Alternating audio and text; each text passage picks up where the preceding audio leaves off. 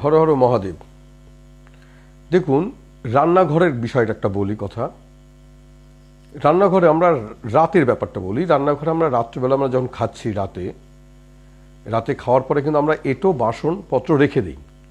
এটা কিন্তু ঠিক না। আপনি রান্নাঘরে যখন আপনার রাত্রে খাওয়ার হয়ে যাবে, যে কটা বাসন থাকবে অবশ্যই সেটা ধুয়ে রাখবেন। সকালে কিন্তু এঁটো বাসন দেখাটা একদম ভালো নয়। সেটা সংসারের ক্ষেত্রে সমস্যা দেখা দিতে পারে, আর্থিক অনটন আসতে পারে।